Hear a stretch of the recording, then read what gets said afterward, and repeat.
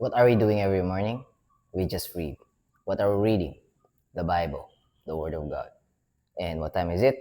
It's time for ASD, ang salita ng Diyos. So, Lucas, Kapitulo 1, versikulo 67 hanggang 75. So, Luke chapter 1, verse 67 to 75. Basa na po tayo.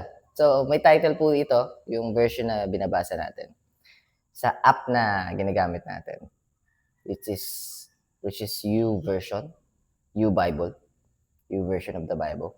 Ang pahayag ni Zacharias. So, 2 parts po ito, tapos bukas yung part 2. So, verse 67. Napuspos ng banal na espiritu ang ama ni Juan na si Zacharias at kanyang ipinahayag, purihin ang Panginoong Diyos ng Israel. Verse 68 po yan. Purihin ang Panginoong Diyos ng Israel sapagkat inalala niya at tinubos ang kanyang bayan. 69. Sinugo niya sa atin ang makapangyarihang tagapagligtas mula sa angkan ng lingkod niyang si David. 70. Ito'y ayon sa ipinangako niya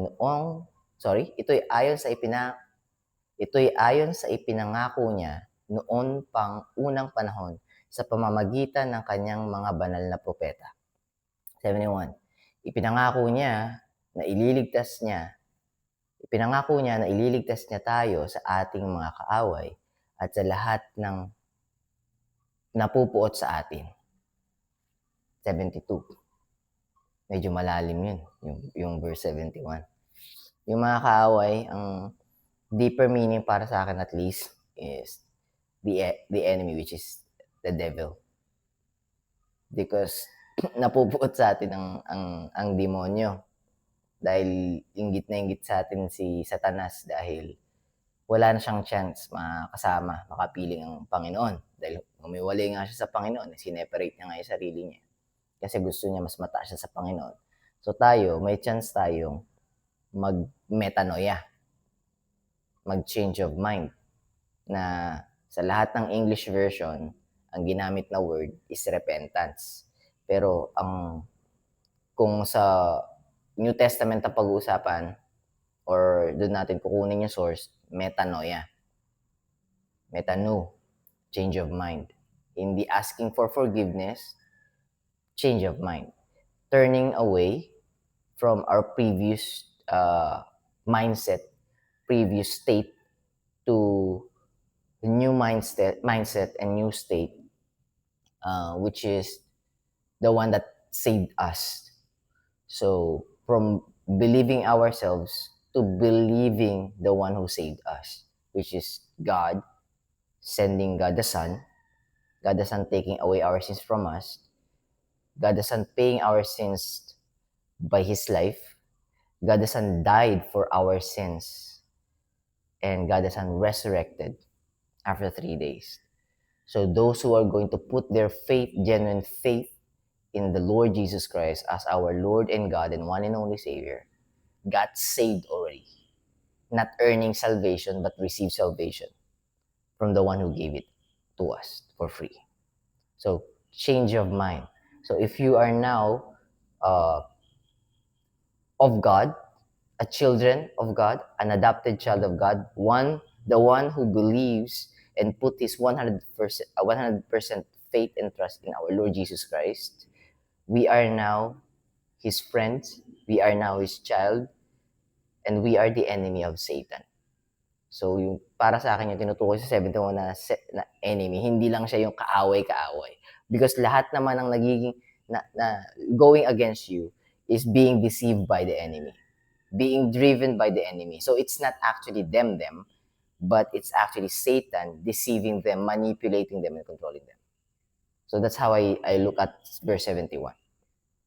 Hindi lang siya basta yung kaaway mo na umaaway sa'yo or nagsasalita ng masakit na bagay sa'yo. Hindi naman nila gusto yon in the very beginning. They didn't woke up this morning thinking about hating you. They didn't woke up this morning thinking about hurting you. But thoughts running through inside their minds and bleeding into their heart, thoughts, intrusive thoughts, deceitful thoughts, manipulative thoughts coming from Satan. Satan is the creator of all confusion, the father of lies. God is not the author of confusion. It's the other way around. It is Satan. So the enemy that is talking about here, if you're going to look at it deeper, it is talking about Satan. The one who caused a lot of enemies towards you. So sa part na sa panahon nila, kung babalik na sa panahon nila, ang nagiging weapon or tool ni Satan to hurt them, to become an enemy to them, is the Roman Empire noong time na yun. And again, being deceived because people are believing in different gods, false gods. Ngayon, ito yung pagka nag-change of mind ka, kaaway ka na ni Satan. Pero pagka kay Satan ka, ayaan ka lang niya. Pero pagka napapalapit ka sa Panginoong Diyos, constant yung battle, constant yung struggle, constant yung warfare. Myself is actually experiencing a lot of spiritual warfare. Sometimes I fall short. Sometimes I was able to run to God and seek for strength because I am weak. Alright, tuloy natin. Verse 72. Kaawa niya ang ating mga ninuno at tutuparin ang banal niyang kasunduan sa kanila, covenant. Yung covenant na, kasi yung first covenant broken na yung first covenant. Buti na lang yung first covenant, ang nagsatupad nun, si God mismo. Kasi usually ang covenant with two individuals. So, buti na lang, covenant kay Abraham, nilagay niya si Abraham sa deep sleep. Sa Hebrew, yung deep sleep, ano yun? It's like referring to a man or to a person being dead. As in, walang pakiramdam, walang nararamdaman. So, deep sleep. So, yun yung state na deep sleep. Nilagay ni Lord si Abraham. Una, pinahati-hati niya muna yung mga parte ng mga hayop. Tapos, pinila niya yun sa left, sa right, tsaka sa left. Tapos, dapat dadaan doon si Abraham para ma-fulfill yung covenant ng Panginoon at ng tao. Pero ginawa ng Panginoon, pinatulog niya si Abraham. Panginoon ang dumaan doon. Anyways, that's a different topic. I just want to share that because, yun nga, si Lord si Lord pa rin gumawa ng paraan. Even in the Old Testament, siya pa rin gumawa ng paraan. And by the way, yung napag-usapan kanina ng change of mind, which is metanoia sa New Testament, tapos repentance ang ginamit sa English version. Sa lahat ng English versions, usually, if it's not 99%, 100% repentance. Sa Old Testament, shuv yun. S-H-U-V. So sa Old Testament, turning away. So same thing, change of mind, turning away. So from this way, turning away from this way. So from turning away from that wide path to that wide path or road to the narrow path or road, which is which people walks nowadays, but only few of them. So ang goal doon na ang purpose na binigay sa atin ni Lord is to lead all those lost sheep to that narrow road. The narrow road kasi mahirap. Kasi yung wide road, happy. Kumbaga, enjoy nyo yung life nyo. Live your life to the fullest. You'll only live once. So, might as well live it the way you wanted it. Not the way God wanted it, but the way you wanted it. Satan's deception. So, let me just go ahead and read verse 73. Malapit na po tayo matapos. Na kanyang ipinangako sa ninuno nating si Abraham. Ayan. 74, ililigtas niya tayo sa ating mga kaaway. Again, kung titignan natin deeper level, ang punot dulo ng mga kaaway na yan, si Satan. Satan's deception. So, it's either a lost sheep na dinideceive ni Satan, yung nag-hate sa atin, or yung nag-go against sa atin, or minions of Satan, goats talaga. Kasi may goats sa kaliwa ng Panginoong Diyos, may sheep na sa kanan, in between may lost sheep. Pero yung lost sheep, hindi yun mapupunta sa goats. Sheep nga yun, lost lang. Alright? So, ibig sabihin nun, lahat ng lost sheep, bago sila mamatay, babalik yun sa flock or herd of the sheep, sa kawan ng tupa. Pero yung goats, magpapanggap yun minsan na parte ng mga tupa. So, wolves hiding in sheep's clothing. Ganun kasi gumalaw si Satan. Anyways, verse 74, ililigtas niya tayo sa ating mga kaaway upang makapaglingkod tayo sa kanyang upang makapaglingkod tayo sa kanya ng walang takot. So, ibig sabihin, not fear, but fear, reverence with respect. Kasi dalawang klase yan. Paliwanag ko lang na isang maigsi. Experience ko na lang, para hindi na kayo, share ko na lang experience ko, tapos tignan nyo na kung magme-make sense. When my older brother was beating me, or have beaten me back then. Same with my younger brother. Dalawa kami. 5 or 6 years old ako noon. Yung brother ko, 2 years old ang tanda ko sa kanya. 4 or 5 years old siya. So, bago siya, ako muna. Tapos minsan tinatamaan din siya ng mahiwagang suntok at umaatikabong sipa, tadyak, mga ganon. Pero ako yung nakatikim ng yung map, yung old school na map, mababali sa likod ko yun. Tapos yung sinturon, hindi yung belt, yung buckle, tatama sa mata ko yun. Tapos, punches that mysterious. Kasi bigla-bigla na lang, boom! Sasapakin. Anyways, pagka inuutusan ako, sumusunod ako. Kasi takot ako masaktan. I'm fearing.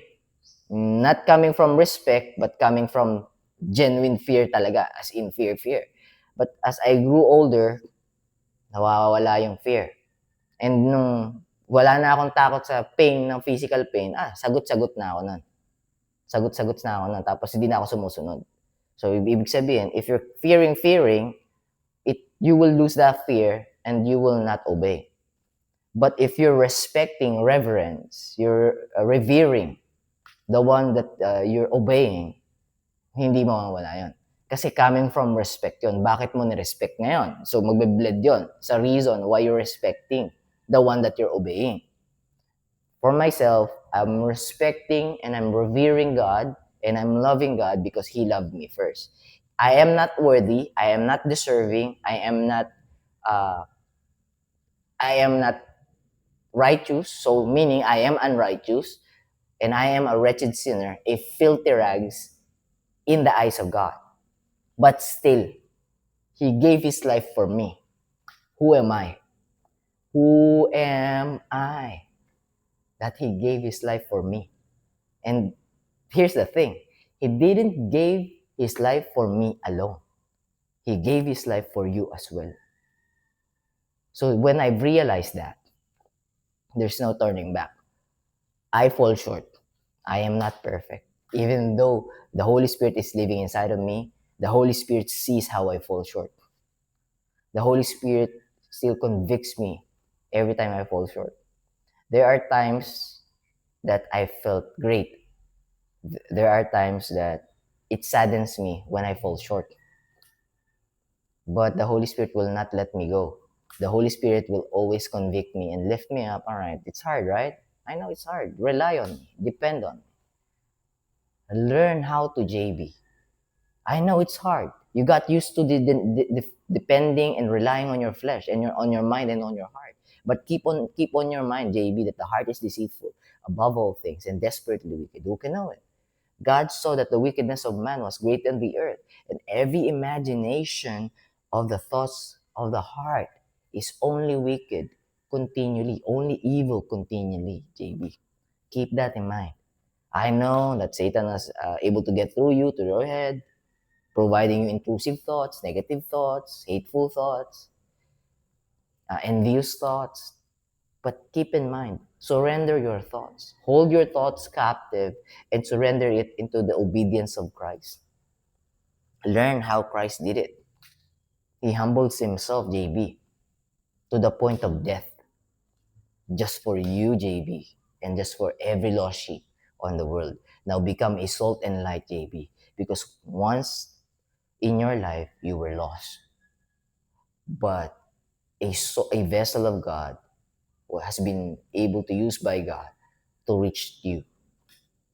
And God found you because of that vessel. So become a vessel of God. Become the salt and light. Represent the salt and light of God to the lost sheep, JB. Don't mind the goats. They will bark on you. Let the dog bark, but the caravan moves on. Let the dog bark, but the caravan moves on. Alright, it's already 15 minutes, guys. Let me read verse 74 and then 75. Basahin ko lang po muna. Ililigtas niya tayo sa ating mga kaaway upang makapaglingkod tayo sa Kanya ng walang takot. Pagka wala na yung fear, napalitan ng love, wala nang makakapag-alis sa'yo. Kasi kaya ka nakaramdam ng pagmamahal o kaya ka nagbibigay ng pagmamahal kasi natutunan mo kung paano yung tunay na pagmamahal.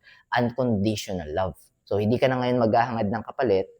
Although, minsan, papasok pa rin ni Satan sa isip mo yun, kita mo, hindi niya ginawa, ito ginagawa mo sa kanya. Hayaan mo lang yun. Just go back to the Word of God. Go back to God. Isaiah chapter 55, verse 8 and 9. For my thoughts is not your thoughts, so as my ways not your ways, saith the Lord. As the heaven is higher than the earth, so as my thoughts higher than yours, and my ways than your ways. So go back, surrender it to God. The thoughts that you have right now, if it's intrusive, if it's invasive, if it's destructive, it's not coming from God. Again, God is not the father of confusion. It's not the author of confusion. It is Satan. And Satan is the father of lies. Satan came here on earth to kill, steal, and destroy. Destroy what? Your life. Because he wants you to be dragged to hell. But God wants you to be with him in his kingdom in heaven. Alright, verse 75. At maging banal at matuwid, holy and righteous. How could we become holy and righteous? Not because of ourselves. There's nothing in us could make us holy and righteous. Only the blood of our Lord Jesus Christ.